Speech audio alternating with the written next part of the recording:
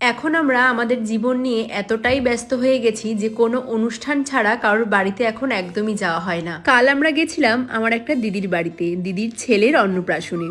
ওর বাড়িতে জানো তো, আমি আমার বিয়ের আগে আইবুড়ো ভাত খেতে গেছিলাম।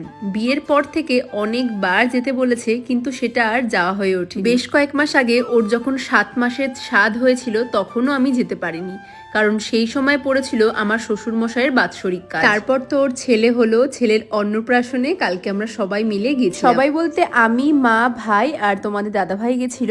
আর আমার বাবা যেতে পারেনি, কারণ বাবার দোকানে কাজ ছিল, মানে দোকান ছিল, তো সেই জন্য বাবা যেতে পারে। ওর বাড়ি কিন্তু আমাদের বাড়ি থেকে অনেকটাই দূর, মানে বারাসাত থেকে প্রায় লাগে 2 ঘন্টা, মানে আমাদের যেতে প্রায় 2 ঘন্টা লেগেছিল। দিদির সাথে কিন্তু প্রায় 1.5 বছর পর দেখা হলো।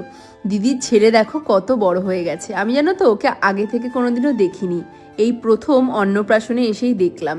আর ও যে এতটা কিউট হয়েছে, মানে তোমাদেরকে আর বলে বোঝাতে পারবো না। তোমরা তো ছবিতে দেখেইছো ওকে। তো ওর সাথে কিছুক্ষণ সময় কাটিয়ে, যেহেতু আমাদের আবার বাড়িতে অনেকটা দূর ফিরতে হবে, তো আমরা মোটামুটি 2:30-এর মধ্যে খেতে বসে গেছিলাম। মেনুতে তো অনেক কিছু ছিল। তো প্রথমেই ছিল ফিশ ফিঙ্গার, তারপর চলে আসলো সাদা ভাত, ভেজ ডাল, সাথে কিন্তু ঝুড়ো আলু ভাজা। এটা দিয়ে ভেজ ডাল খেতে কিন্তু দারুণ লাগে। আর তারপরে চলে এসেছিল শো স্টপার ইলিশ মাছ।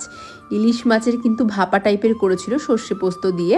আর তারপর ছিল পোলাও, সাথে খাসির মাংস, আর চাটনি, পাঁপড়, মিষ্টি। এগুলো তো আমি খাই না, তো খাইনি, তোমাদেরকে দেখাতেও পারিনি। খাওয়া দাওয়া করে এসে দেখি দিদির ছেলেকে ড্রেস চেঞ্জ করিয়ে দিয়েছে, কারণ পাঞ্জাবিটা অনেকটাই ভারী ছিল, ওর একটু গরম লাগছিল, যার জন্য কিন্তু ড্রেস চেঞ্জ করে একদম হালকা একটা সুতির জামা পরিয়ে দিয়েছে। সত্যি বলতে জানো তো, সবার সাথে অনেক দিন পর দেখা হয়ে ভীষণ ভালো লাগলো। দিদি, জামাইবাবু, দিদির ছেলে, মেয়ে, এই ছোট দিদির ছেলে, তার পরিবার, সবার সাথে কিন্তু অনেক দিন পর আমার দেখা হলো।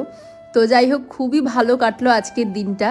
তো যেহেতু আমাদের অনেকটা দূর ফিরতে হবে, তো আমরা কিন্তু সন্ধ্যের আগেই বেরিয়ে গেছিলাম, মানে মোটামুটি 4:30 পৌনে 5টার দিকে কিন্তু আমরা ওখান থেকে বেরিয়ে গেছিলাম। আর আমরা তো লেক টাউনের ওপর দিয়ে গেছিলাম যাওয়ার সময়, ফেরার পথেও কিন্তু এখান দিয়েই এসেছি। আর এই শ্রীভূমি স্পোর্টিং ক্লাবের কিন্তু অলরেডি ওপেনিং হয়ে গেছে, সবাই এখানে ঠাকুর দেখতে যাচ্ছিল।